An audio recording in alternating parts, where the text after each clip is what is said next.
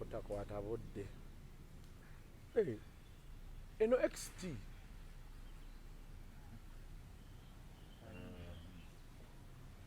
naye omuddo gwo n'ogusigaza sayimo oyo ye Junior buli lwajja ateekaawo gukula naye ngulaba kati wali wentadde eyange tekikwetaagisa okusooka okuyisaayisaawo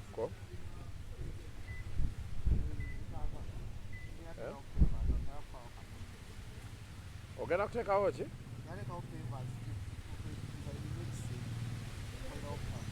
naye tuteekawo nnyo amaanyi ennyumba si zizo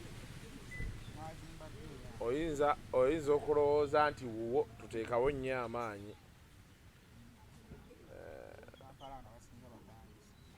mu Kampala abantu abasinga bapangisa omuntu gwe tulina okukola naye simu olowooza kweri teyeebase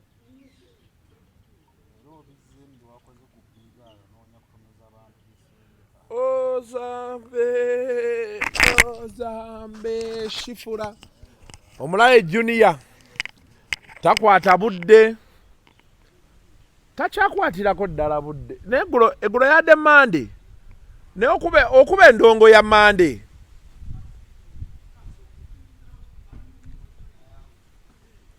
omaye agenda n'atuula ewe n'anywa rayibena esimu wadde olina woogitadde nakati oba andi njikubye oba edda nga teriiko ogiinaawo kerina kubanga eri mu motoka kuba oba edda njikubako teyitamu waliwo ankubidde ino waliwo aginkubiriddeko oba ogireseeyo ewaka kwata tokwata ku mumwa ogenda gidistractinga nakugikwata bwenti anti kati ate mukubirawo ono takwata alo sebo ogirese waka onaani mugambe Roni ono Loni oba ogenda oyitako wano egundi wa abaita obateyo lungujja nogindeetera but don't pick senior government officials. Yes, because I'm expecting the phone from His Excellency. Can we see what's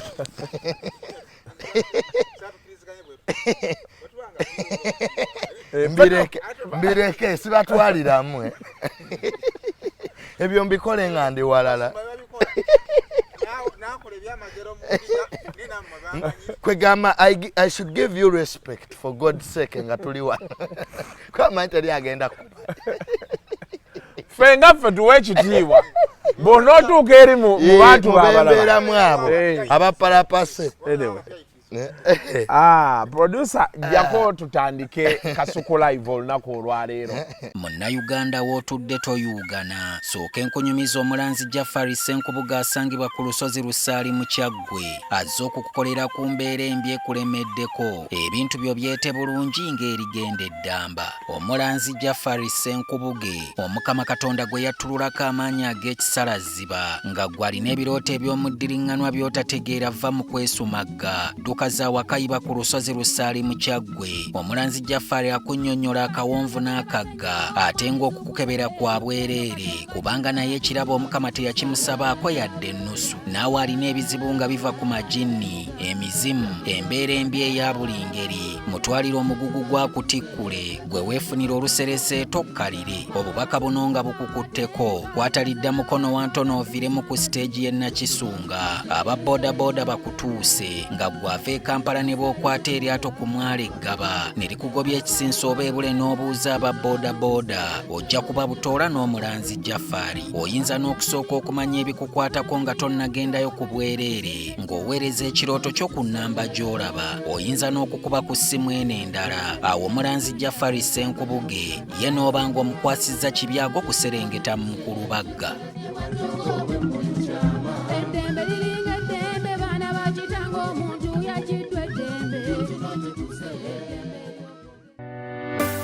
Shukra Herbal Solutions ekatwe abakugu mu kujjanjaba endwadde ez'enjawulo nga tukozesa eddagala ly'obutonde gwatawanyizibwa ulcers, ekigalanga oba ebizimba jangu ofuna obujjanjabi. Ate gwe wa syphilis oba muyite kabootongo dduka misinde kubanga wano ku Shukra tumujjanjaba n'awonera ddala. Naawe ataggwako infections tukuwa infection pills ku bbeeyi ensaamusaamu. Omukyala nga tozaala tulina eddagala erisembeza amagi ne tube cleanser ng'eno eyoza mu nseke. Oyagala mazzi agamansuka oba gana agaseerera jangu weefunire ka More Squat ne ka Water Flow owona okusalwako omugambo nti akulozaako yadduka. Ko ka 3-in-1 kaayitiridde anti kawoomya supu ne kamufunza ate ne kamubugumya byonna mu lunywa lumu. Naawe ataafuna mukisa kukyalira nsiko weekwate ka pulling gel ka Shukra ate nga tulina n'akasenge ku ttabi lyaffe ekatwe basenga abakugu bwe banaakuyambira mu nsonga z'okusika. Ate gwe ayagala okugejjesa bbiini obeere ne kinambaale bwaguuga tulina clit oil ekuwa sayizi eyo yennyini gy'onoonyeza ebbanga. Gwe omwami ayagala okulwa mu kisaawe tetukusuuliridde twakukoledde ka jab ointment nga kano naawe yakozesaako enkola y'okwematiza oba giyite masturbation kajja kukolera oddeku original. Oyagala kusala mugejjo naye ng'obudde bwa jimu tobulina jangu tukuwe slimming tea. Naawe ayagala okugejjamu tulina weight gain products ez'enjawulo ezigenda okukyusa endabikaayo. By'osiba bikutuka oba bandoga wagifuula ng'ombe wuwo tulina lack powder ne kyambuluzi agoba ebisiraani n'ebyokoola ebisibya emirimu gyo. Gw'alina omwagalwa eyakubulako jangu tukuwe Caritan oil ajja kudda zambiro. Ate gw'ataweebwa jangu tukuwe kamuweebwa extra olikomawo kwebaza. Tutunda kamu ate nga tusuubuza n'okusuubuza. Gw'atwetaaze tukubire ku nooti 751 884 43 14 oba ku WhatsApp ku nooti 777 74 85 73 ne ku nooti 744 85 68 77. Shukra Pure Herbal Solutions.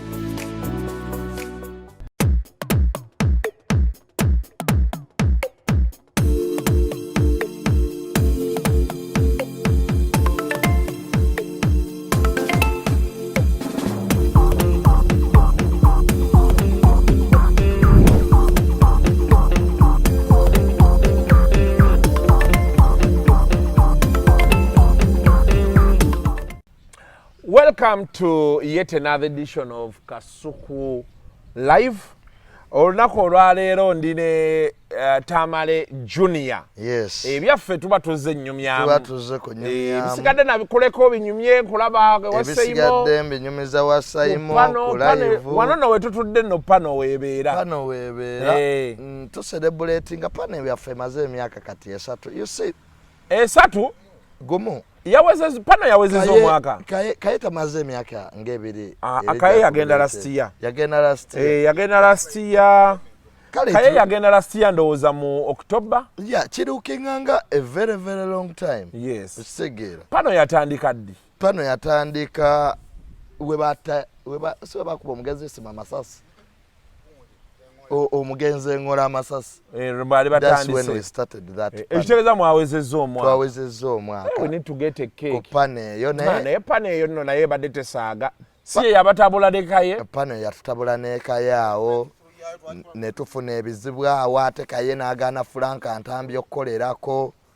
Kwegamba it was a struggle because Ntambi had just come. Yes. And I accept very fast. Nze sirwanisa abantu munsi. Omuntu waba alina kyansinga, I bring him closer. When I first saw Frank Ntambi, he was in hip hop, analyzing every hip hop. Era inayo hip hop journalist of the year. Yeah. But he was misplaced in Ntambi. Yali alina beno mu entertainment mu biki. Because we are lacking people who could give us kati pano ya mwe ekikola bulungi you are informed biki, but we should also create other people. Nti katika suku career yo mu entertainment ina experience obaddewo biki. Kati Ntambi bwe yajja bambi namu picking am interest. Nengamba kaye tukole ne Ntambi is a very knowledgeable guy. He's very calm, he knows how to treat issues. Kwegamanga is workable with. Kaye yalaba Ntambi nga threat. So they had disagreements. Kitegera. Kati nzo okutabuka ne kaye ku pane eyo. Okitegera ye yali amaze okutegeera nti ate nkolagana n'entambi era nze nga n'entambi tugenda kubaawo n'akaffe era ewasayimo kyatalaba bulungi ne tutabuka awo ku pano then entambi came in we moved forward ne mufuna kasirye tulina okukoma okulowooza exaggerated importance nti Kasuku bw'onkyaza ku channel yo nti nze akuyamba naawe onyamba okujja wano nenjogera naki n'abantu so the si believing mu partnership ya kulowooza ya superiority era Kasuku ofunamu ffenna twefunamu kubanga bantu bangi nnyo benfunidde ku channel yo bantu bangi nnyo abafuuse mikwano gyange ku channel yo so nze nsi sigitunuulira in that angle. I give everybody an opportunity. Abantu bangambanga kati Junior waliwo abasiru abawi b'amagezi Junior pane eyo kati tokyagisaana saana wa wakola studio eriwa kaba omuntu when I started these things of blogging Kasuku nejendi saasuubirayo some of these idiots think we are not moving or we are not tetweyongerako because tewamanya bigendererwa byaffe. First know my dream. I started blogging not to become anything, to give people information. That's all. Whether I'm paid or not. Kwegamba abantu baleme tulwamu nnyo. Baleme kutulwamu nnyo. Omuntu leje nakugamba ebiboze. Kakati gwe Junior osekaki. Siseke. Paneyo kye najjagalako it was also another innovation yajja. Abantu ogezaako kuba olaba idea lekati olaba ennaku zino many YouTubers are struggling because content now looks the same.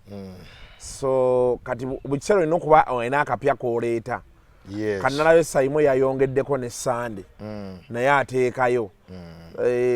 I think omusajja omu yangamba nti now the biggest export in the world is content. Because we are in the information. Lutalo wa information katesirwe yaddamu. So omanyichi era sebaawo ejjo nabadde ku mpira gwa Uganda na Algeria nga batukuba. But that was my first time okubeera enambole in more than 5 years. Ompira gwe nasemba okulaba enambole gwe gwa Kenya gwe yatulemesa ogenda World Cup. That time obana nange gwe nasemba olaba. Obana ali mu kirasi ki. By the way nange gwe nasemba okulaba. Kati nzira ye Nambole. Next sawe kyalabise kitya? Kasuku. Leave alone the stadium, the disorganization. The disorganization yeri sigirabangako Kasuku. Even people had the tickets could struggle and some of them never entered with the tickets actually. Kubanga abantu basusso babadde bangi but nebalemererwa the capacity to handle people. First lady yabaddeyo kati abakulu babaddeyo. First lady yazze. Kye yatukoze. Bagadde emiryango Kasuku. Kasuku twekyanza abantu ne batuka n'okumenya gate bayingiza kifuba. Ne bannange tetugana bakulu kubaayo nenaffe mutubaleemu ku magezi. Kasuku first half saagirabi. Nga tuli ku miryango. Ekisawe kyajjudde nnyo. Kasuku, I have never seen it in my entire life. Bana Uganda bazi. Bana Uganda bagala omupiira. Mpira bagwa. Bana Uganda bagala eggwanga lyabwe. Fa bali batamiza.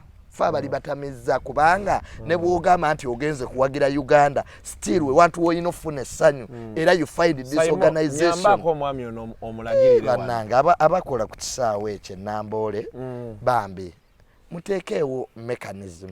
Kuba kakati gate bazigadde olw'abakulu ababaddeyo nga bagamba genda ku Eastern Gate, genda ku Western Gate. Kati se actually I think bayina okukolayo VIP gate. Kati ate VIP we bayita. Ate bagala abantu bakole ki? Bayite. Ate n'ekyokubiri bugeti bwe bayina. Tukole enkola bweti. Nze my advice. Tokkiriza muntu kuyingira kisaawa atalina ticket. Kwa kakati twabaddemu n'abaagala okugula tickets. Nga nabo bangi zaaweddewo. Online nga tosobola kugula kaza aweddewo. Ne tubaamu naffe already abazikola ki? Abaziina. Kadata nga abaziina twemikisinze. Ordinary tamanyi jadda. VIP tamanyi jadda. VVIP tamanyi jakola ki? Jadda. Ne tubaawo n'abayingiza emmotoka. Nze Nambole sikyamusobola. Kati n'olwekyo era nina omugagga wange yabadde ampadde tiketi nga tugenda mu VIP ne mugamba emipiira sikyagisobola okay lwakuba n'ekirala nze omupiira gw'ekisaawe tegunnyumira era na bino bye nagenda ku Old Trafford lwakuba nga bw'omanyi ng'ogulaba wali oyagala olabe ku basajja biki ebyo naye njagala nnyo guno ogwa TV replay nejja baasaze omusajja yasoose n'agwa wansi baasaze omusajja wayi gwe nande naye ne mugamba eyo goolo kati nno ono gwe basoose okusala n'agwa wansi omuveeko kati oli ow'okubiri waliwo yabadde ne kipa gwe baasaze ekisaawe n'ekisirika kyonna babadde batamidde ne badda engulu n'adeetudde n'omuwala naye we baasaze asooka yabadde atamidde omuwala ng'aze amubuulira n'ennamba kati oyo wali jerya naye omuwala omwenge gwamweddeko what's going on here n'omanya naye Kasuku abasajja batukubye batukubye the only good thing is Uganda ezannya omupiira mulungi they have quality talent of football there. is good But bali abasajja kye batusingako is experience omuzanyi n'akwata omupiira mu box n'abakaamu n'amanya ati kati kansooke nzijjeko ono kati fe abaffe batuuka mu box bakola ekintu kyekimu short later cross waliwo nnyo kye bongerako mu maaso awo naye ng'ekisaawe ekyo kirungi they renovated it tubeebaza it's good now kifaanana bulungi saagala bambi bamalamu maanya they did a good work because bakirenovating in the old plan kitegeera wadde mu new plans ez'ebisaawe tujja funa ebizibu because kati ebisaawe ebipya laba amahoro ekyalwanda waliwo ebipya ebyeyongedde mu bisaawe ebipya ate Namboole byetakola ki byetayina kyo bakirenovating nga kyasigadde nga kirungi naye there are things it is missing as a new stadium efuna. So how is life ennaku zino nkulaba oli nnyo ku TikTok wagitandika nga asaaga no fe Kasuku TikTok nagitandika nga asaga because Facebook nasoka nenjiwumulamuko katono TikTok kyenjagalako you listen to other people's opinions okay oyinza okujja ku Facebook okwo n'oyogera naye nga byogera before ekisooka ate oluusi tebikola makulu oluusi weetagayo opinion endala to back up your opinions kitegeera kati waliwo engagement y'amaanyi you bring people you bring MPs you bring what noleeta bana abali mu ddungu noleeta abo mu America kwegamba program nebeera all round these days people tebaagala muntu kola program bwomu mu kusooka baatugamba nti wali oyina bozza olwanisa batugamba tojja mmalako naye numbers z'oyina ennaku zino. That's a common trend of idiots and the people who have not gone to higher education of learning. When they fear people, they think into bazebbalwanis. Kwa integera yabwe wekoma. They had reached an extent of owning up these apps. Fetuli ba TikTok CEO. TikTok ine yagireta. Ekitegera. So we went there. It was a virgin land. We have created the following there. Never to run as usual. Nefe munanga ate entegera yawe Kasuku sije tuliko. Kwa kati nalaba abo bakabata entegera yawe entono. Ekitegera talina content tewasoma tokola research kati abantu bakufollowing le coach. Still people they will come to me. Kakati jango Mugambe Junior. Njagala tukole fenna. Nkukolera nga research nkwebyo oyina okwogera. Some of these idiots, you know, we have to guide them. Kati usisi tetugaidi. Webale nnyo TikTok naye ino okubeerako abagayidinga. Nti Junior wemba atudde n'empa opinion. Ate omusiru tasobola kutwala mu ddakiika 2 n'agiwotalinga. I make research Kasuku. Ennaku zino tulina nnyo tufunyeemu ka challenge ako ndowooza njagala tusooke twogere. Nakulaba ng'oyogera ku bya Mary ya Nambala. Then of course n'oyogerako ne ku bantu abawa endowooza zaabwe ng'ogamba oli ajja buzzi n'akwasamira nadde eno nadde eri ne ŋŋamba kati naye wafuuse democratic dictator temukyayagala kuwuliriza bantu ndowooza zaabwe.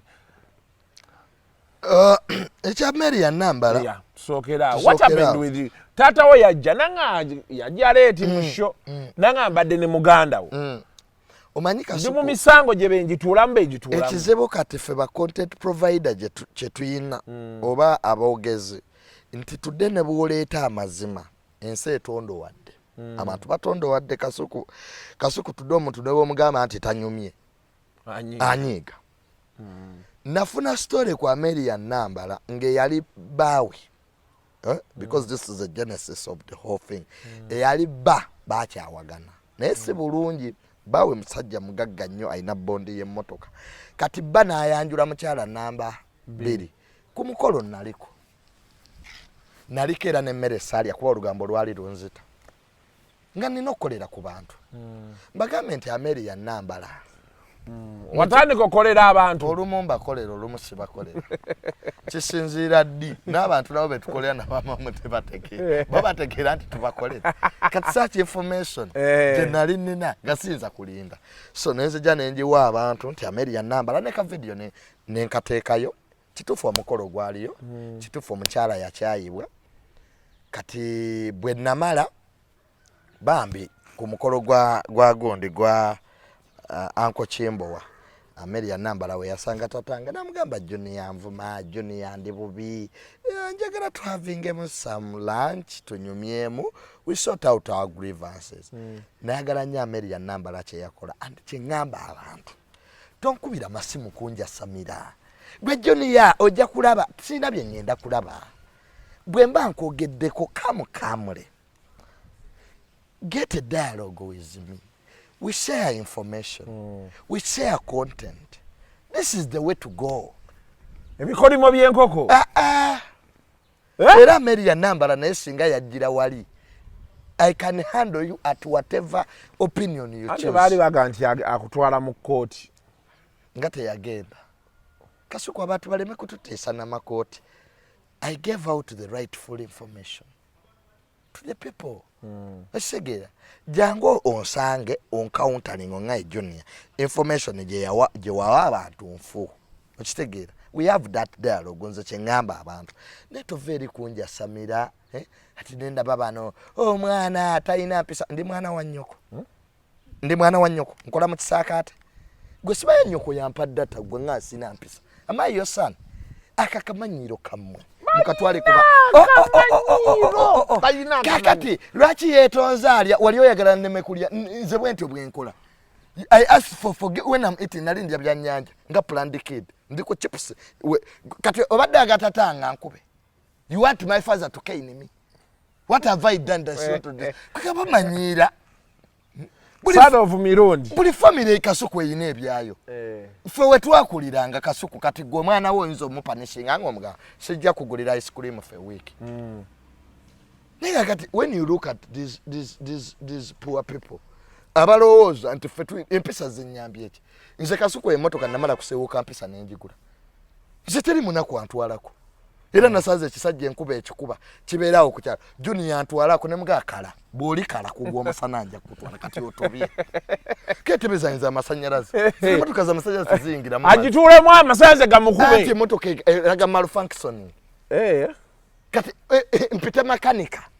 nkole entebe kuotudde ova ng'oli mu kati atobye twamutwalako nze twala engato ng'oddugadde bigere odugaze kapeti yange njoleze emitwalo 3 lwaki sikuwe ku 2 n'olinya boda ekyo kituufu I don't take people mba wasent I support you there nekugamba shembera wano musajja gwe jangola be kapeti yenu njoleze emitwalo ekyo why don't I get for a board of 3,000 and you go where you're going kituufu ekyokubiri batwala baliramu ebikajjo n'emberenge omunaku amanyira oba wakavuga kwa nti kafuke mwetaliyo mufuka nze parking I have to be at the work place West Prime Minister bayina ke bakola mutaka ku supermarket kati nina byenzijjawo n'omugamba mukwano kiki kyofa nange bwamaliriza mmotoka eno nnungi wagigula sente meka kati munaku gwe bayina ekyekibuuzo kugamba ne baloka batandika nti kati ate waliwo endala gye nalaba bweti ate yo oyina wonyiga kano n'onyiga kali lwaki totuddemu nkugambe toyina wadde kapa evuddemu olubuto tosobola kuliisa mbwa you asking a man like me who bought a car of 45 million shillings. Sorry. Obadde ogenda kiyuza amayize ze nkumanyingira n'enkukoonako ntikomawo obuuza okola otya so this primitivity eri mu bantu bagamba mbu oli mu kwetonda nga bw'oli ebyennyanja lwaki alya idiots those are idiots nga lwaki sirya nga lwaki sirya naye gwe Junior taata otakoye okutula mu nkuŋŋaana obadde oyagala ndeetewo gwe bagambyeko akooye is my dad. Yes. Please. By the Junior nze nkuwagira. Nze saagala kamanyiiro. Okitegeera era n'ameri ya nambala singa yandeetako akamanyiiro. He came quietly like a civilized person. We talked kati tuli ba mikwano. We are friends. N'ameri yalina ssente. We are friends now. Kati senga ameri era se yali munaku sandi musonyiwe kasi omunaku ne bwata nsonyiwa ankole ki ameri ekyamusonyi she has money nti opima muno gasenga she's not my aunt kati sengawo anti wange anti Ameria nze buli mugagga mwinako oluganda naye obulamu bw'ensi Junior gw'obusobola naye tululira omunaku ng'ayimiridde eri gwe Junior gavumenti eno wenaavaako muliddawa nga bwe yavaako ddi ne tuddawa eyamini twaddawa ey'obbo tetwaddawa watulabako ewammwe bakolimba n'omubuuzi okolimira ki mukwano these young boys wasting time ensonyi they can victimize you to the extent tikasuku lero tudde bwogula emmotoka noka ati banengoza emmotoka they victim oyina amaalo omuntu abeera n'amaalo ku kike ku kikyo kye wagula ate ko oyina amaalo bagakolera ku bitali bibyo naye kati babulwe ezirunda embwa they come to me so nze tewali muntu agenda kuntiisatiisa wano bwe mba nkwogeddeko come to me quietly seek an audience with me seek audience with me. If you want to go to court, go to court. I have lawyers who told these idiots that if you report to court, the one who alleges must prove. We know the law. He who alleges must prove. We also know the law. Kati court gwe togitya mbyogera ntamidde watutamidde byenjogera byanjwanjo nkola story nga I have full evidence tulina ebintu bibiri kasuku. We apologize to people because omuntu ayinza okumbuza why do you apologize to people you can bade baganja apologize zisusse yes why singa kasuku muganda wange omuwala kamwereke example omusajja amukuba ebifaananyi ng'ali bwerere ng'abaana abalabo bamanyi babalimba babanwesa ebintu n'abikuweereza nagamba muganda wa Junior omuwala twamukutte ali bwerere era ebifaananyi bibino kasuku bituteereyo biteekayo sisi tole story lwaki togiteekayo oyo muganda wa webale thank you so much nti kakati amawulire getukola gasukka ku mawulire ne tubaamu ak'obuntu humanity nti kasuku ne waba akoze eki okitegera kana ak'obuntu nti kasuku muganda wange kati kyetwetondera abantu not because kyetuba twogedde kiba kikyamu oba tebiriiyo naye tufunamu ak'obuntu nze nina omukazi gwe nayogerako nafuna depression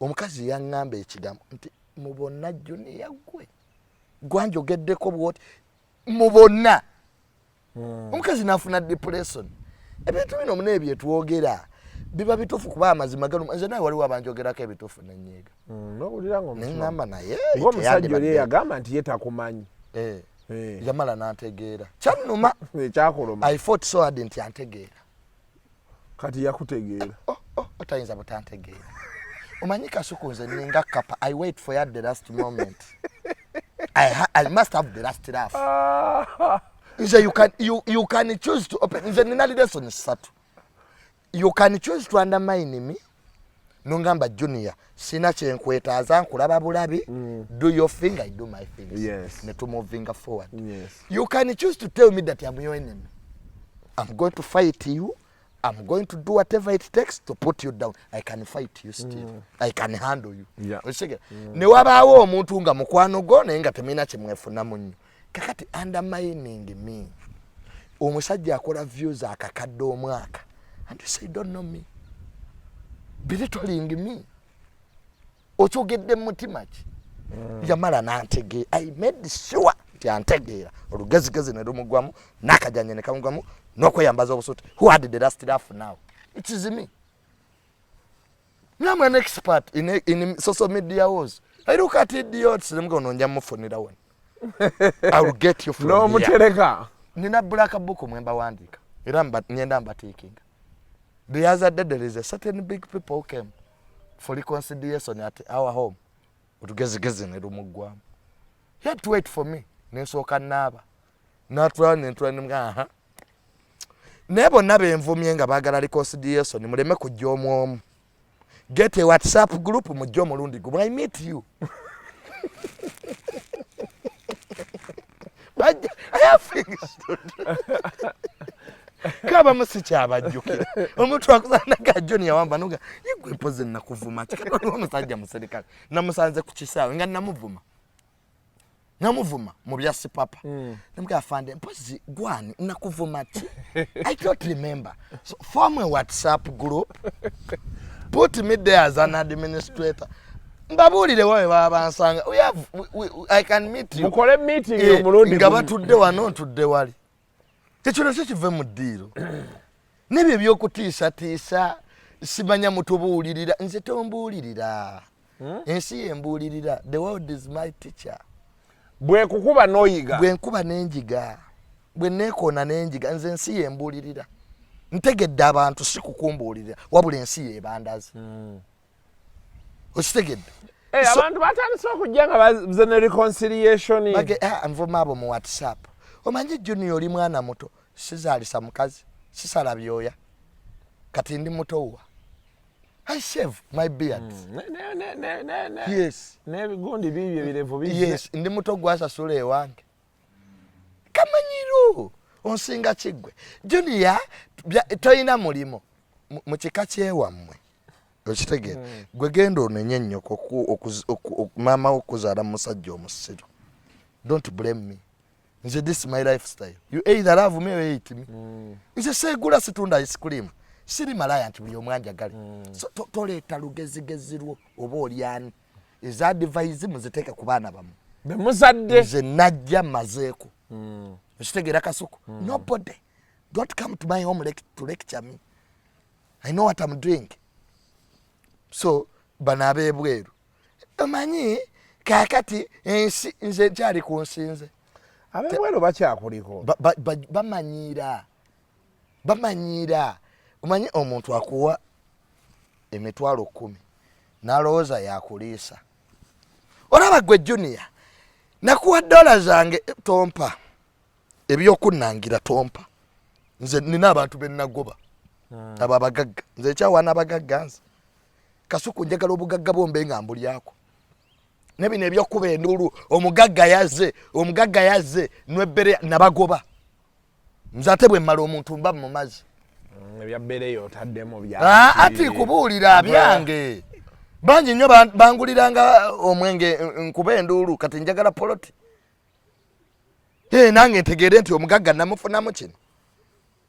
Hamu yatuwa amaduuka. My brother. Wensolooza era ngoba abapangisa ku dduuka lyange. Edduuka lye wateekamu omupangisa. Anti nkola gundi partnership. Tosobola kubalako business alone. Kituufu. Okitegera kati mbeera mbalansinga bitabo. Naye ng'omusiru ali ku social media akumanyira. Naye gwe Junior okola ddi? I'm balancing my books. Tuli mwefirizi ng'abasuubuzi. Nalina okwogera ekololo. Ekololo akomawo. Efirizi. Baŋŋaana buganye kwogera kwafe abasuubuzi abatuufu. Tetwayogera. Abayiribi be bayogera. People don't even own soaps. Nekati nze nina stock wa $3,000,000 mu dduuka lyange. Why didn't I talk? Ntunda mpale z'abakazi. Otunda mpale z'abakazi. Nagenda awo mu kasiita. Naye Junior edduuka lyo liriwo. Noli balaga. Nga meeting. Nze ayagala ogende kololo njogere. Ne babalamu capital nga Junior. Oli munafu nnyo ku kye tugamba. Ebyefirizi soko bireke. Lindamu kati. Lindamu. So, me Kasuku, I'll apologize to people who are worthy.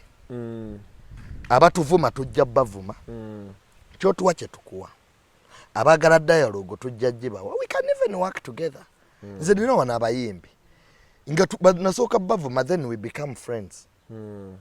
Ubo yagala ng'oli muyimbi yagala nkogerere. Pay me. ofula omwogezi sente tonteekako tonkubira ssimu kummanyira hire my services kyenagamba Amelia nti Amelia let me tell you my sister Senga with all that money you have you can hire me nenkugayidinga Abannayuganda they don't respect knowledge bo baagala obakolere ku bwereere mpa n'omuyimbi wampadde ki no omanyi kati ono omuyimbi aliko kwani now ekyokulala kati omanyi goli nnyo ku TikTok ennaku zino amakanda wagazze okwo abantu batandise ddi ate ebyokwesiba ku TikTok ani asiba nalabye Mami Gadget si alina gwe yasibye no abakazi abo abantu bonna boolaba ku TikTok abasiba n'abali mu ntalo butategeera bwe bubatutta butategeera the illiterates lwaki Shoprite tesiba lwaki Airtel tesiba lwaki gwe gwasiba abantu tebategeera business how it operates kasuku bw'oba omuntu onaamuguza ekintu mugambe nti nkuguza ekintu kino kya $15,000 naye tekijja kukolera kyoyagala waliwo wali $1,000,000 n'agenda ng'akoze eki n'ategedde ekyokubiri omuntu yenna bw'ajjanga naga nti ekintu kyewanguzizza tekikola olukuuma bizinesi yo n'omutima omulungi kitegeera osobola omukyusizaamu oba musobola okwogera teri muntu atategeera kasuku omuntu omutuuza wansi abantu bagula amamotoka mu bondi ne gakuba yingini naye agikuguzizza akugamba kankugulire yingini empya oba okyuse emmotoka oba nkufunire makanika wange kugamba bizinesi tekoma kukugula na kutunda okitegeera kisukka waawo kasuku tulina abantu nga batuguze ebintu naye nga buli wofuna omuntu ayagala okugula gy'omulifaalinga olw'engeri gye yakuyisaamu so kakati ekiriwo ku TikTok bano abakazi oba abakyala balina businesses ekisooka beewalana olumu sinabya kwewalana because TikTok ejjudde failures who want to bring people down okitegeera kati mu kwewalana okwo balina clicks kati abamu entalo ze balwana ku TikTok zitandikidde Uganda bagenda bonna okuba mu ddungu ekyeyo ono n'afuna ssente oli ne bimulemerera okitegeera kakati olaba badoniasi yaabo bemanyi bw'olaba waliwo Nalongo ani ono ategeka ebyevulo waliwo omukyala bamuyita Nalongo mukwano gwange nnyo bonna beewalana kakati ono Mami Gadget edduuka lye yayagala odyesuulira ye mwennyini you can't bring idiots to market for you that's the first thing oleeta abayina entalo bakulangire zijja kujja mpaka eno bw'oleeta omuntu ng'ayina entalo akulangire ekyokubiri Mami Gadget alina okukitegeera nti omuntu waba ne risiiti nga wamuwa risiiti n'akugamba nti ekintu kyewanguza tekikola tosiba musibe kati ono omuwala yali yagulayo ebintu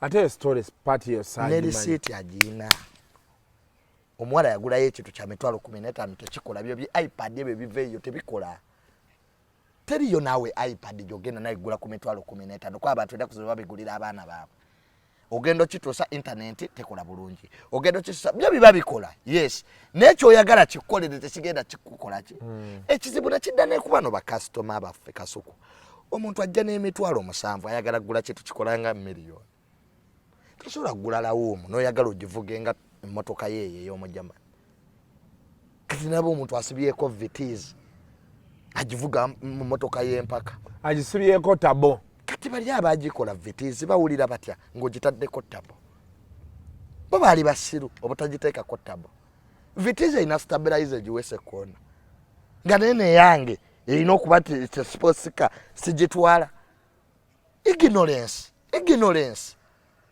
kakati ne bakasitoma nga tunenya bano ba Mami Gadgets ne bakasitoma abaffe kasitoma ajja nze nina omukazi namuguza engoye ekyenasooka okuteeka ku dduuka lyange ekyotwala tekidda osegera omukazi teyayambala mu ngoye ampadde sente gyali $3 nyenze mulungu maze okulya ebyennyanja Junior enga tezintuse obanzi je nonde mwenda namuka gwe mukazi gwe tudanga mu kuzanyira mu business yange olonde mwana ogitandi bota maze okubalancing my books nkwadde receipt. How do you bring the thing the next day?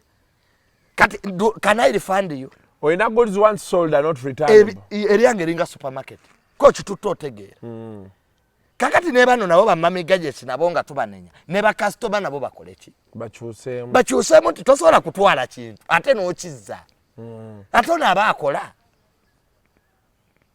Kasuku waliwo yasala endiboota nga ya left yokka ngatto nga za mukono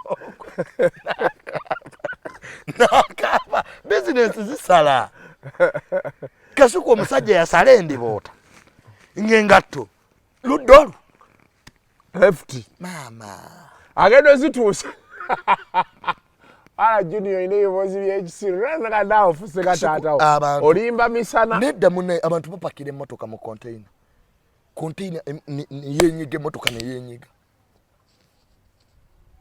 bye motoka biriko damage natuuka wano nge motoka yenyize Kasuku omusajja yavugula emmotoka yono yafaloya ekimotoka gwe kyanyiga so bambi it is just knowing commerce omanyi TikTok ejjudde abatasoma how do you take a commodity from a shop you even pay you take it back the next morning tekintu kino tekikola pozika kiza kuyamba garanti kati kiri either way bamami gadgets n'abalala bafune businessmanship segira o business tekoma kuguguza muntu kwa kakati buli abantu banakogera konti ebintu byo tebikola era nawo batukola at the end of the day. Yeah.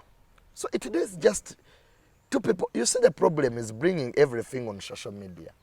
Simanyi lwaki abantu balowoozezza ebizibu byonna bigwera ku social media. Nina omukyala yafiirwa bba olunaku lwe bamwanjula balwe yafa bawe yali mugagga kati bawe yalina mukwano gwe ng'ebintu byonna babikolera wamu n'ebyapa they are co-partners.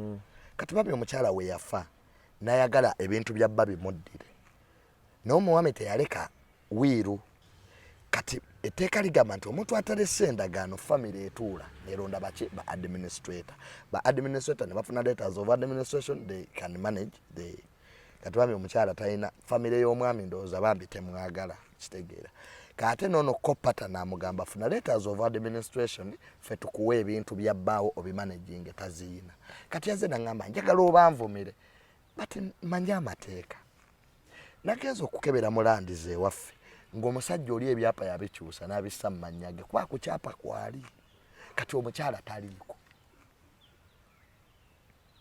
you're not in the title maama wo aba ku kyapa kino nga gwe toliiko ne bw'oweyambulira wali ali ku kyapa anti amateeka tegakulaba galaba ono ali ku kyapa mpoziko nga yayingirako mu bukyamu but if the title is ntuufu ng'aliko kwali because having a title is ownership against the whole world bwe bwannannyini mu nsi yonna kakati n'olwekyo namugaye kati bavumenti toyina letters of administration you are not in the title the advice I can give you go to the administrator general of the letters of administration then you become the administrator of the estate bakuwe shares z'omwami ozirwaninge nawe amateeka tegakulaba you are not visible by law kati abantu baffe ignorance bogezaako bibanyonnyola because there are many idiots on TikTok they shout at you hey gwe Junior mami gadgets yakuwadde sente nange nina business Kasuku naawe ina business everybody is a businessman but tebajja kuguza bintu ate ekyobizze gamba omuntu akwe garanti ne this girl had the receipt kitegeera naye kati ebyo ebintu by'okwesiba byo byatandika ddi kyesitategeera bulungi mbeera njagala kugezaako kumanya like how do people because omanyi nze nina ekinsobera social media ekisooka I believe we are two virtual people abantu abasinga babeera tebeemanyi balaba nga baleekaana abantu ne beevuma ekiro kiramba omuntu omu ali America omulala UK omulala Sweden okay abo omu ali Saudi Arabia omulala ali Dubai, omulala ali Abu Dhabi. Ekibagasse wano, this virtual. They go personal ne beevuma ne beeretera to a point nti kati batuuse okuba nti beesiba. Kati I'm trying to understand, like, how did we even get here? Get me an intellectual person asibye omuntu. Kwa omuntu yandisoso tusiba fenna yandibadde President 7 ne Bobi Wine. People have abused Bobi Wine. Neze kisinga okunuma abavuma ate be basiba. Osegera omuntu Kasuku ajja n'akuvuma tayagala omuddemu. Osegera Kasuku abasinze okutusiba ku social media be basinga ate okutuvuma. Abo bonna bolaba abasiba abantu. And people are ignorant with law. Oyina kitu kyo wayogera last time nogamba nti tewali muntu agenda kusiba muntu ngate naye wavuma ku muntu. Nze benvuma tebanvuma. Some of them they batugulira batuvuma. We know them. Omuntu Kasuku nakuteekako olutalo naye nga alulwana mulala. Bone baloza tuli basiru. Oyo Junior otaddemu waki nina ensonga lwaki mutaddemu. Ne people ignorant. Nona omuntu atasobola na kuspellinga the definition of law. Mbona yatuta abantu abasibe. Ignorance of law. Batutamanya rights zaabwe. N'amateeka. Osegera bwoba wajja ku social media. Kuliko abantu baji ku social media bangi nnyo Kasuku. Abajja ne bakola emirimu gyabwe ne batambula ne bagenda. Saagala muntu ayingire mazina ga nkima bye bali bamanyira Shalom. Eyagwe Shalom tujja kusiba osibani ganda osibe nnyoko. Mumala okuvuma abantu, mumanyira abantu ne mujja mbotambuza files zijja kutambula bbiri. Two files should move tugende wa my road of justice. It's now these crooks, these lumpens. Bebe kwese mateeka. Gwe bagye buli wolopo omuntu mukoti. Omuntu akwandikira intention tusu. Omuntu nati. Hey, ingenda kusiba. No, the law which protects you is the one which protects me. Boba ovumya abantu. Ngoyengedde mazina g'enkima leka bakuvume. Bemala ovuma abantu. Omaika tekizibu kye tulina. Bayina ye abantu. Nze nagenda nesanga DPC we Makindi. Very good man. Ye nali nyenda kusibane. Waliwo kidamawulire kye nali njagala okukwata. Kyankubako story mbu n'omukazi gwe nafulumyamu. Ojjukira mbu gwe nafulumyawo ku ministry. Mbu nakuba omukazi ku ministry. Ekyo kinnamawulire. Gwe kisajja gwe kinnamawulire. Nja kuloga empana mafazali. Don't joke with me. Don't joke with my name. The man made a story about me. A fake story. Nino omukazi gwe nafulumya ku ministry bunemukuba bunamugana okulaba minister. Is it in my jurisdictions to tell the minister what to do? What the minister tells me is the thing I do. I work on behalf of executive powers. Kwa minister alimu executive. What my boss tells me, toja omuntu ajja nakusanga ku ministry Junior bazibe sinze yaliba. First understand ettaka lyo sinze yaliba. Omuntu laloza mbwe bamubbetaka mbulijja kuddira mu lunaku lumu. Ministry seddwaliro tuwalabira omusawo woowonera. I'm not even a decision maker in that ministry. I'm just there to give a service. Osegera kati bwenyendayo kati DPC na namba ekizibu kye tuyina gali galumpeni gaine abantu bago gajja ne gazimba fayiro yago kati gwe bambi tomanyi nti naye bakuteeka ku fayiro nawe otambuza ki twina no musango gwa Pastor Kayanja zitambulezo abaana batambuze yabwe nabo natambuza ki yabwe kakati ngabo nziguddeko omusango nange nino gukukulako but people ignorant tulinganga mu ggwanga lino mbwe eriwo abasaana okuvuma n'abatasaana ki nze babintiisatiisa dda mbu bagenda kunsiba ne mugamba kalansi atandikire kunze. Let them start with me to know who is who. Leka abantu baleme batiisatiisa omuntu yedda bw'akuvuma naawe muvume. Too long as can't do right. Ebibya ebibiri tebikola ki kituufu. Amateeka tegalaba ani avumye nnyo mwenda muba mukoze eki muba mwevumye. Kati bino ebitasoma social media ebaddewo Kasuku ngera abantu bevuma ne badde ewaabwe. Okitegeera tetulina muntu wamma gwe tuvuma atalina kyatukoze eki ne ku content w'abantu katiriza abantu banvuma waliwo ekikazi kyanvumye nti akatwe kaninganga gundi popcorns bazita emberenge kati none musibe kanvumye akatwe kaninga emberenge butewangana bitibwa nabantu kutegeera batalina nze omuntu yenna bwanvuma nja muvuma abuse this idiot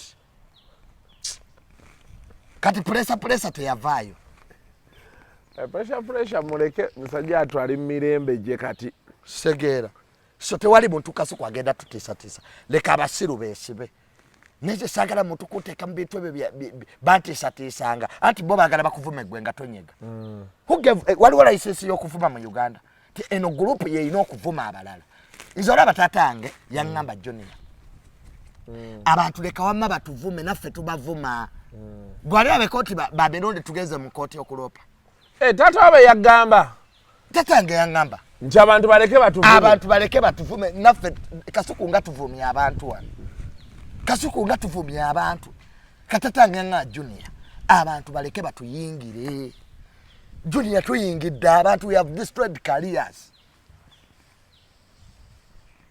kati o destroying the careers abantu oyononya amanya g'abantu abantu baletedde stress ate kati gwe you acting good in law you're acting holier than thou. Yes, these are openers. They're ignorant. So have a good lawyer. Bambi tebalina sente z'aba lawyer. Kajanti naye atalina sente z'aba lawyer. Tavuma. Yaba muvume. Yaberewo bamuvume. Kuba ekyo nayo tulina okyogera. Ati akati wetubanga kati tujja kudda mu kkuba. Mugenda kwekuba. Ekyo nakyo gye kiri twesange twekube. Osolo sanga omuntu n'omukuba. Nayina gwe nagendera ku Soroti ne mumenyera omuggo muko. Ate kasoko njagala ogenda obuzo basirumbanga ko Soroti. And I'll cane those boys if they don't leave my name. I'll cane those boys. Nasanga kino ekyakola ku Soroti kiri ekyokusatu kyekyani. Disirumpe ni ayina katoka mnyanga poti ya Marwa. Namusanga ewa RDC MPG gwe nabadde naye. There is another one. Gwe works. Namka kati bwavo bwe wali bukusombo. I'm here to hand the technocrat meeting with the RDC and the district. Goli wanochimia story ya mitwale ebiri. Kati wali ovo anti kakati nze Junior. Nali empombile nimuga you an idiot yagosige mawuli. Kama tumia recommend you bakuwa omulimo ogutegerekeka. We have departments in government where I can recommend you to work. Instead of abusing me with those illiterates, and I will cane those boys. Kasuko, I want to say it authoritatively. I will not waste time in abuses anymore. I will meet people and cane them. I will in my studio. That's where Auntie get to train about it. So that we know is who. Auntie kakati Kasuko. Junior byayogera wa masibituufu.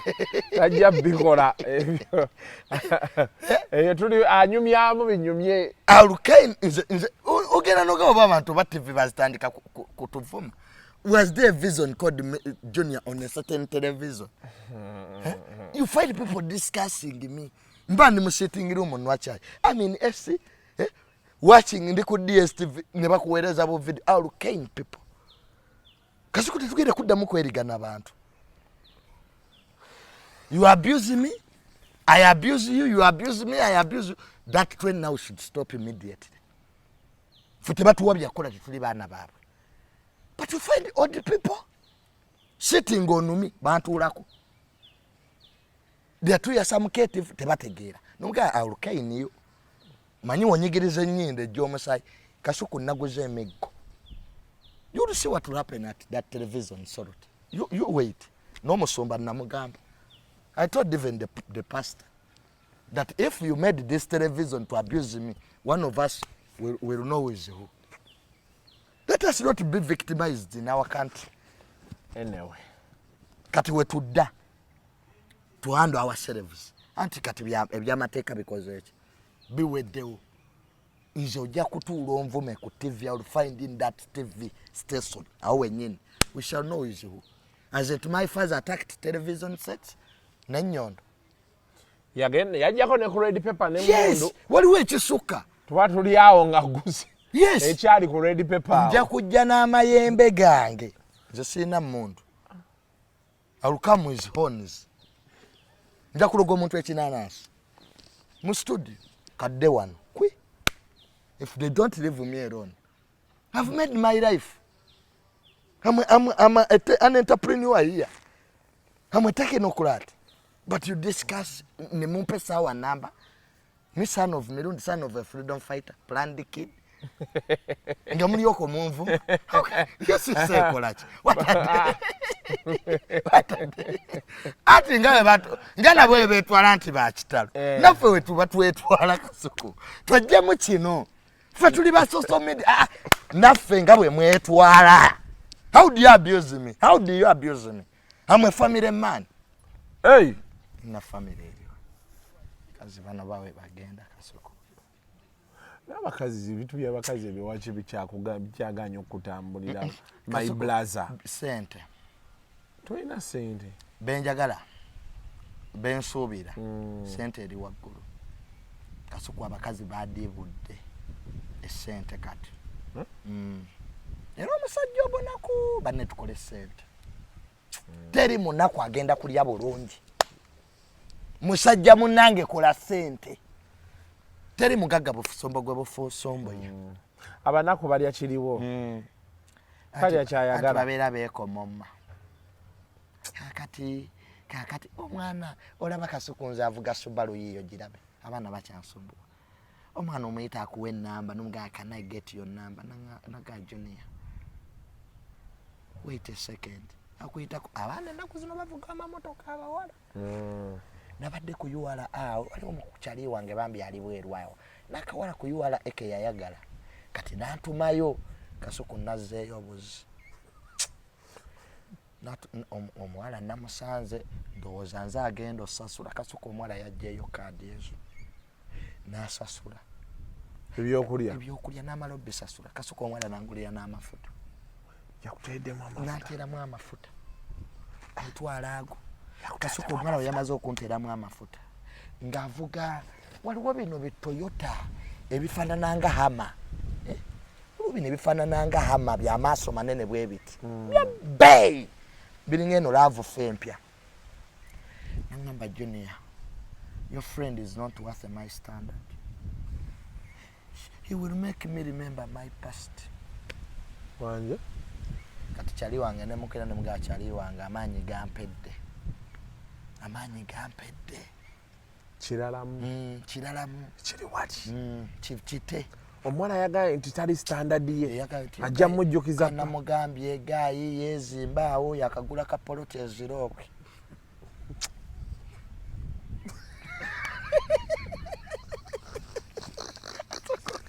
waliwo omuntu akutuma nga kuli densios zakugatta erizirobwe mumazibasengudde omumerika oyo amanyira jagala okutwala omwana w'abandi naye omuwala oli namwagala omanyi what I want kwegamba omuwala kye yakoze yakuteereddewo embeera onnyonnyole kyaliiwo nze nabadde siberangako mu mbeera eyo ate jjukira akutuma nkolezaayo 10 awo eri amafuta n'omwana gyontuma banaalya ki banaanywa ki ate abawala abayina essente nga bali classe they listen omuwala gw'okwana n'akulaga attitude buba buwala bunakunaku these classe girls by high end omuwala okay Junior I'm giving you 30 minutes I have to go to work tell me the credentials of that guy is in the US okay aina poloti desimolo 10 eziro bwawo musobola ozimbawo kalina okay oh wow amaze banga kyeyiwe akola mulimu ki nga n'omulimu kyali wange gwakola mu America mu butuufu nemugamba is a hospital aid okay is a hospital aid nangamba Junior the problem now those boys you remind me my past Junior every day I have struggled a lot to put in everything nangamba asula buziga yasula kati ate tayinza kudda zirobwe mazzi butofu nga kiri understandable waliwo omuntu akwa logical facts kati gayi abadde ampadde emitwalo ago abiri gwe bansasula ebyokulya naye kasuku ebyokulya byetwalidde byadde bikwata emitwalo nga 3 ne gambuguma bampadde biru ne gambuguma ne muka can I go for a short call onkubira oli nti wange sente ndazeeyongeddemu olwatuusa omwala najjayo kaadi alina banka zino international banka biki byonna neza wano naswipinga naga Mr. Mirundi I think we shall meet somewhere. It's not my standard. I'm very sorry. Yagenze natude emotoka ine bagireeta ngegule zange 3 kyokka gayigwe empolereza talina motoka mu Uganda wajja wana ataasa bayange napangisa mga kyali wange kola sente kite kigaziyemu ne natuddawo kafe java zino nasokola amanya nanga kasigale kuba mala kasigale kuba nakolabye kati ng'ogwa kwoyo kasuku abaana bayina sente kasuku abaala bategedde kye baagala. You know now girls omuntu akugamba straight naga Junior atoli standard yange atenze munenze siremerako nzo omukazi endabwa agamba atoli standard ye kasuku. It's very stupid of you okumalako emirembe to insist bwe busiru obusooka abakutegeezeza you're not at my level, you're not at my level. Togenda kumpaako zikati waliwo kasuku abakyala abajja naga Junior njagala tweriemu as friends ompeeko nkuweeko as friends abo nabo gye bali. Waliwo omuwala ajja naga Junior nkwagala ngenda kuteekamo sente naye kati maani abaala bavuga emmotoka kasuku abaala beetegedde inferiority complex kati yeweddewo abakazi balina sente. So boys who are out there nga tonadda mu gym kukola bunyama kitegeera musiba majimu mukola obunyama mulye omunye enkwawa toyina nakyolya oli ku supplements ez'akasanvu mboli ku 6 packs. Really these boys oluvawo nga baveyo bakuba abantu emigere mbunaawe oyagala bakwagale babeera ku TikTok nno ne beeyambula ali mu kwandawe yakakaluvenikira. These boys should be kind. Kati ganawe we are competing with you olaba ffe bakyatugaana because I'm famous border to border. Yegwe ngoseka omayigwe kasuko ine ngeri gyontunira as if you are doubting what I'm saying. Ne abawala bayina enkyakya kasuko omukazi gwe nasabye okuleeta yayisiza amasooka aga please mugendeko mu manichu bagita batya pedicure banange omukazi ali eyo mutujeko enkyakya ebigere yebeera ki sijimanyina ye pedicure pedicure ebigere manicure yinga yabadde n'enkyakya n'ayuza amasooka agange naye kati ekisinza oleeta ennaku zino enkyakya kiri kimu tayiro. Abantu tayiruze ezo toyina zitambulizaako bigere kyavola abo ntolina okuba ne siripa z'omu nnyumba because tayiro ezo zirina akantu kaliye abasinga tebazooza kuzitukuza naye n'abatukuza kubako kali akafuufufuufu okitegeera kati ate ezimu teziri smooth nti waliwo zino eziri smooth eziringa marble is it marble or glass kati ezaffe ze tulina mu Uganda zirina ka rough surface ako tekali so rough but kwekali kati bekagendako enfuufu n'otekako ekigere kwe kuvudde enkyakya. Kasuku omukazi yabadde n'enkyakya omukazi yabadde alogoota n'ekiro naye enkyakya bagikuyisizaako kuno beekuti erina engeri gyetabulamu omubiri ng'agikuyisa betaba ziri ezikaluba ennyo biri byadde bikalakampa si enkyakya kwewe amasuka gange gabbeeyi nagagulawo mwowino omukazi yalese agayuziza kyokka ayagala muwe transport ebikalakampa nga biba birala nkyakya bweziti ate n'okujja ewange ne boonoona amazzi omukazi anaaba tamala bills we have water bills oba okutte ku ttama bw'otumudde kati nabatereddewo kapeyiro amazzi agasaana babeeramu ne bawuga kwatalabanga ku shawa fe shawa ezaffe zireeta agooca n'agabuguma bifumba mazzi ku stove ewaabwe n'asooka abeera omunaku nze mba nkutte kutama nga ne biru yeeyongedde tekivaamu biru y'amazzi nazo muzibalirire eri siroogi n'abakazi kibagambe kasuku omukazi anaaba tamala ise gwezo okukyalira amaso gamyo ensingo gitabukedde bukyali tujja kutuuka Kasuku okuba nti katulivinga European omanyi kati ensi tuyabali mu era gye tulaga Kasuku omwezi gugenda okuggwako nga nosasula DSTV nenosasula data unlimited nokusasula amazzi nokusasula land road bills school fees we are having bills these days